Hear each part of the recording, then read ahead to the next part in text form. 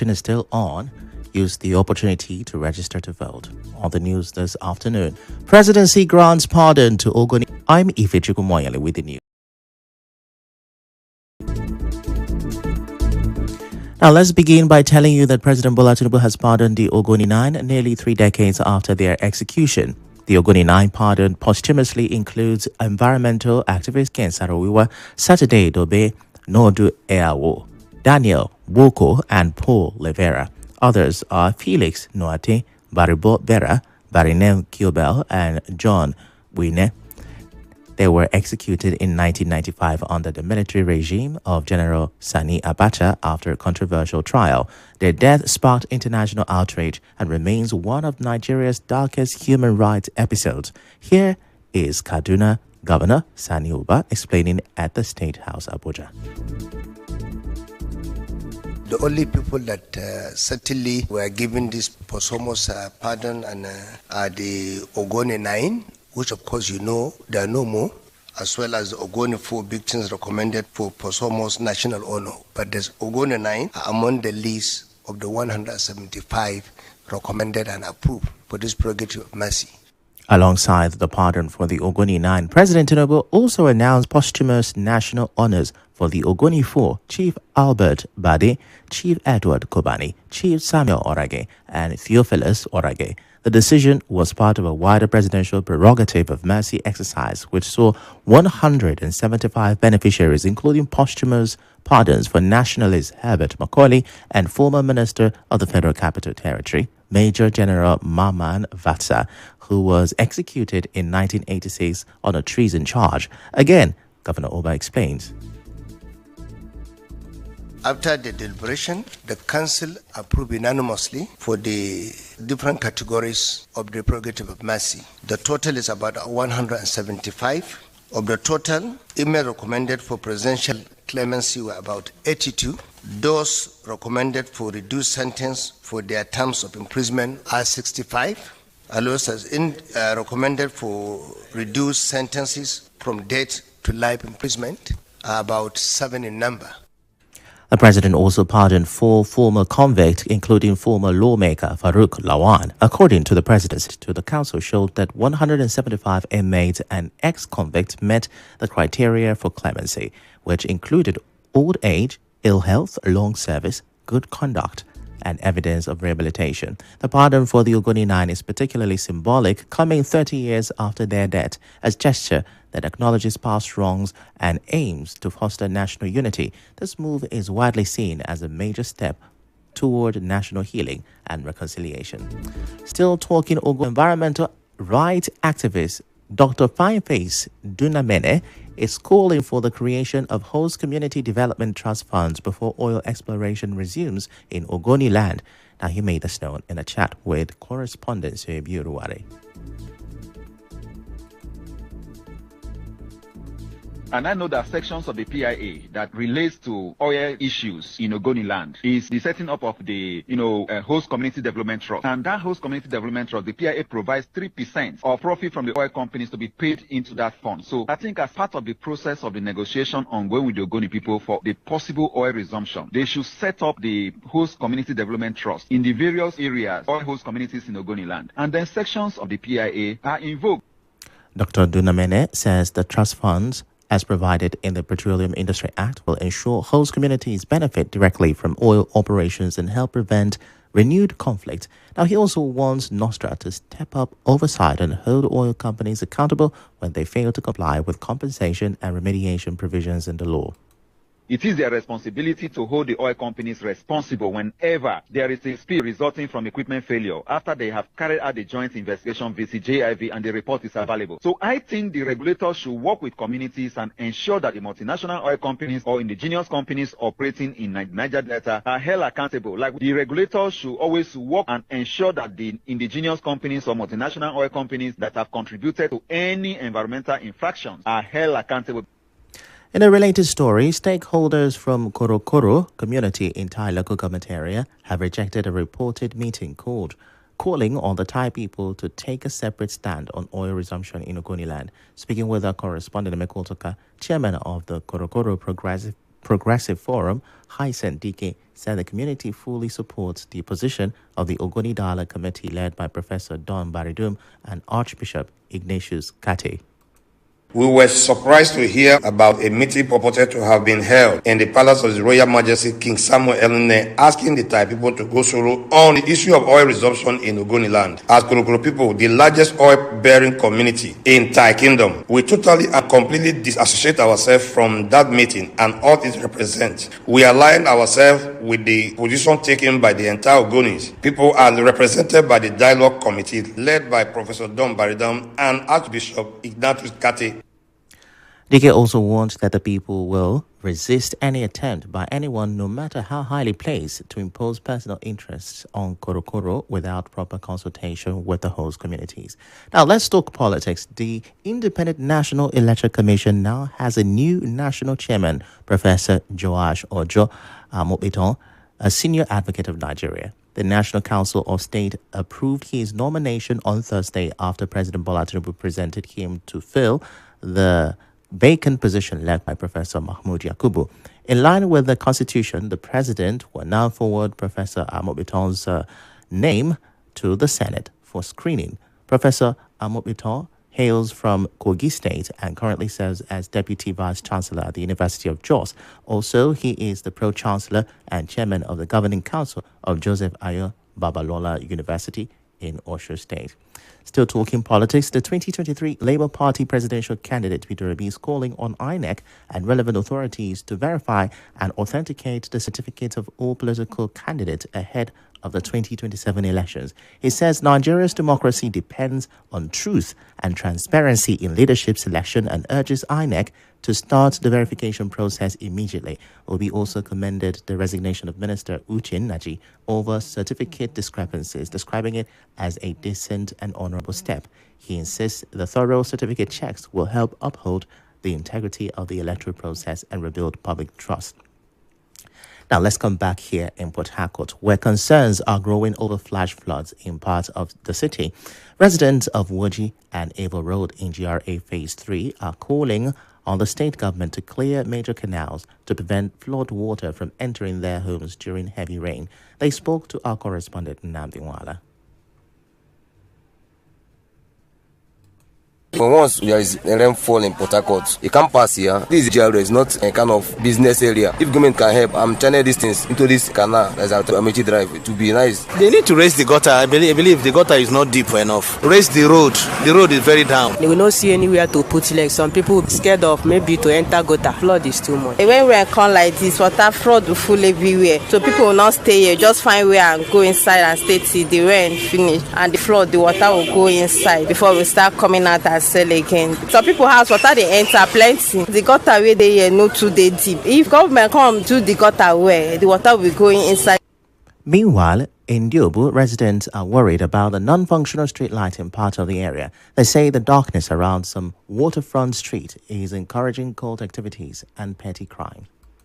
You get sometimes 2 weeks, 3 weeks, 1 month, you never on. When I fly today, at least everywhere go day bright. You get some confidence where you go get. Anywhere they do, you go to see them. Then when you know when we are there, that everybody go to that afraid. Now the street light will affect us. This job, if this street light is there, you will see those bad boys. They won't be able to be coming out to operate because there is light. But if there is no light, it gives them room to perpetuate evil. Many times for night, if this light no there, they will attack you. They will just come, you no go know. They just grab your phone. But if this light there, go make you to see them far, then take cover.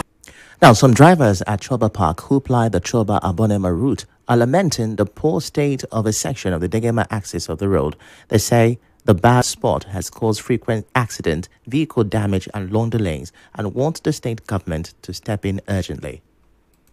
We are having issues crossing that water to Abonima with our passengers. The moment our vehicles are breaking down, the contractors handling the construction work there are not doing enough job. The place is a death trap. Our vehicle break down there on daily basis. So we really need the government to talk to the contractor to expedite work over there in order for us to have a smooth passage. We cannot pass with our vehicle there. This morning I tried to come all the way from Abonima to Chobahen. I I almost got in there. I managed to drive out from that place, at least to talk to the Beja, the contractors, to expedite the work there, or at least let them find a solution to evacuate the water for us to have a way to flow to both Port Harcourt and Abonima Head.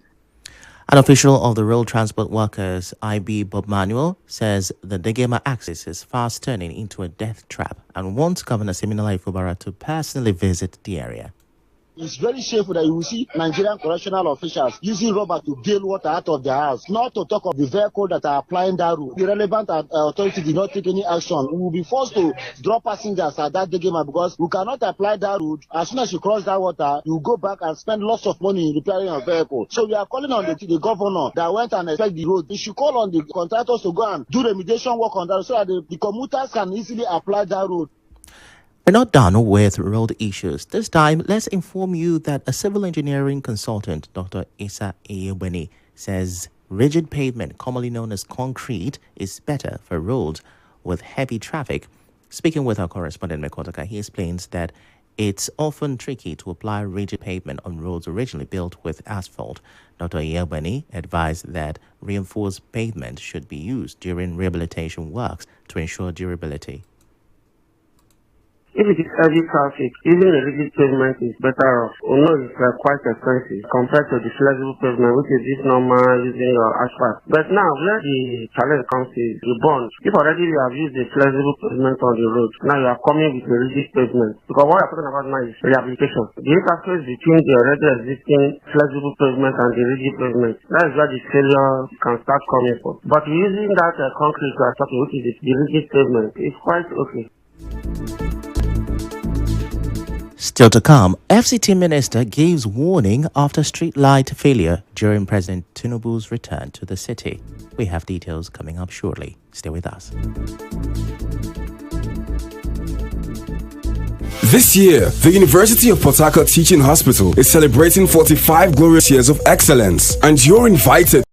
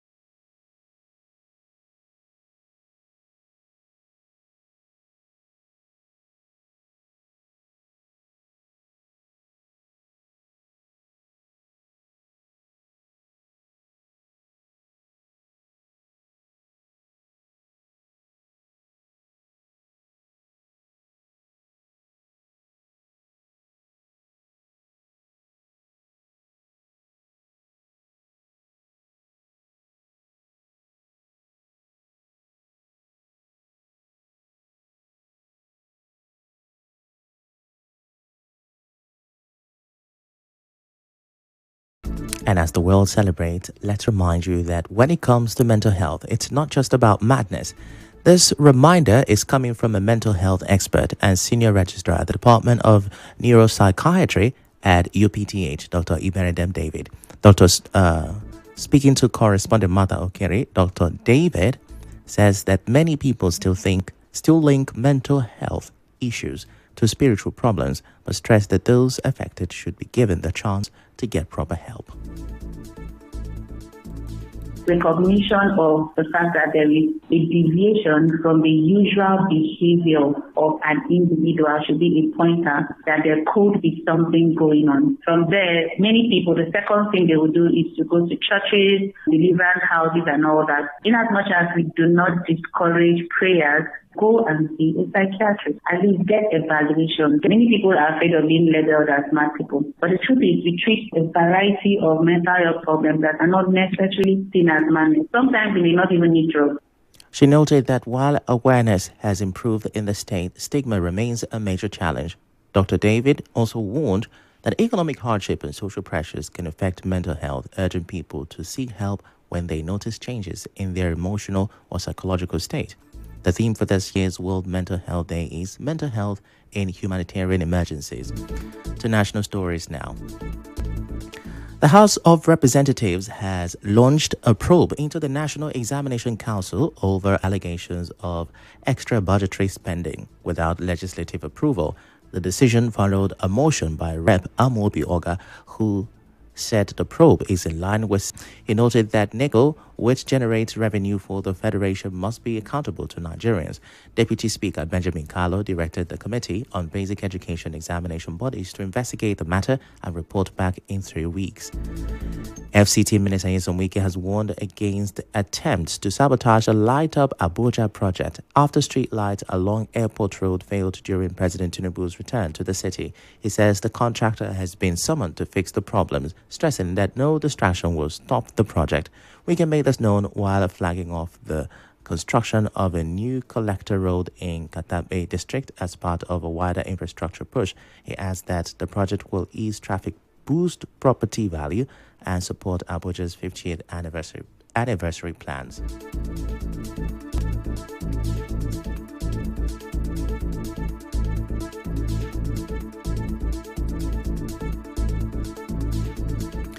While away from that, the coalition of civil society is calling on the federal government to secure the release of Nigerian activist Michael Vitalis Norom, who was reportedly kidnapped by the Israeli Defense Force. Michael was on board the Global Samud Flotilla, a humanitarian mission aimed at breaking the siege on Gaza and delivering much-needed relief. The coalition says Michael, a mechanic with the Olma Amokta vessel, is flying Nigeria's flag in a global effort to stand on the right side of history. They argue that intercepting humanitarian vessels in international waters is a crime and urged President Bola Tinubu to act as other nations have done to free their citizens. Now, the group is also thanking Michael for his courage and sacrifice in the fight for humanity.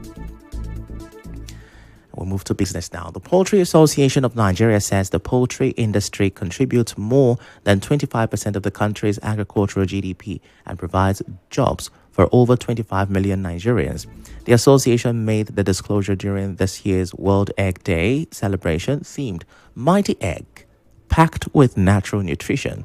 PAN board member Bello Ibrahim notes that despite Nigeria being Africa's largest egg producer, smallholder farmers face major challenges like high feed costs and poor access to finance. He and other stakeholders are urging the government to support the sector through grants, tax reliefs, and credible facilities to boost production and make eggs more affordable. In entertainment, Port Harcourt residents are set for a special experience this Saturday at the Port Harcourt Love Hangout with the theme Dark Room. Convener of the event, Joy Osai Onwomere, also known as Lady J, told our correspondent that the event is designed to build and strengthen family relationships.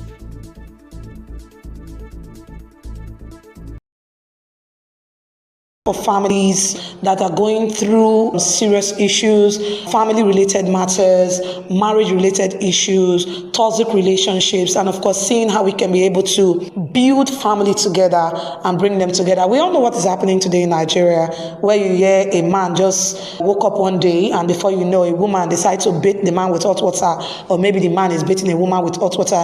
Problems are going on everywhere, and it all boils down to the family. And that is the reason for the Port Harcourt Love Vanguard.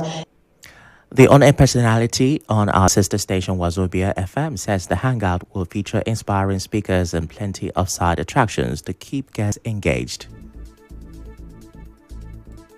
We are expecting amazing people who are coming in. We have different speakers that will be speaking and touching different areas in our life. We have Dr. Stephanie Nohare coming as one of the speakers. Dr. Wisdom Osiri is coming as one of the speakers. Paul Chisom is one of the speakers, as well as Dr. Ife Obi is coming in as one of the speakers. We also have other side attraction. We have music by Cheromi, Amarachi, Kelake. We have Akman Okon for comedy, Saint Aboki for comedy, and a lot of giveaways to be won that very day. It might interest you to know that tickets will be available at the venue Celebrate Event Center, Oluwabasanjo Road, Port Harcourt. From 1 p.m., the love ticket cost 5,000 naira.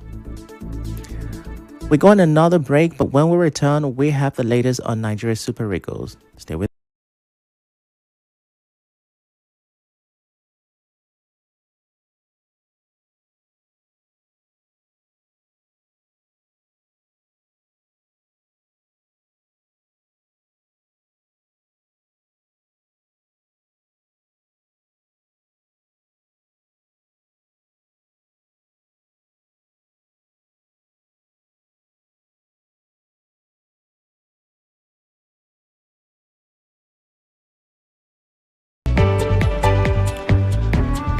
Israel has approved a Gaza ceasefire and hostage release plan with a truce set to begin early Saturday. The U.S. says up to 200 troops in the Middle East will help coordinate a multinational force to monitor the deal. U.S. President Donald Trump says Israeli hostages could be freed by Monday or Tuesday. Under the first phase of the agreement, Israel will release hundreds of Palestinian prisoners, begin troop withdrawals from parts of Gaza, and allow more aid into the territory. And now we go straight to sports. Nigeria's slim chances of reaching the 2026 FIFA World Cup will be on the line this evening as Super Eagles face Lesotho in a must-win clash. Nigeria's qualification chances were revived after South Africa were docked points for fielding an ineligible player.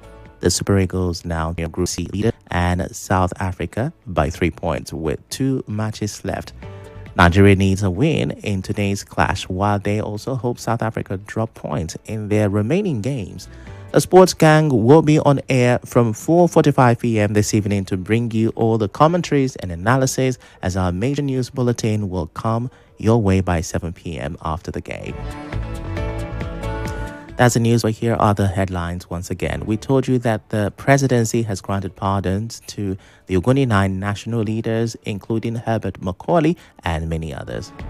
We also reported that INEC now has a new national chairman, and you heard drivers lament the poor state of Degema access of Choba Abonima Road. The news was edited by Ufoma Ibamono. To reach the news team, send an SMS or WhatsApp to 0808-721-7215. I'm Ifechukwu Muonyili. Many thanks for listening.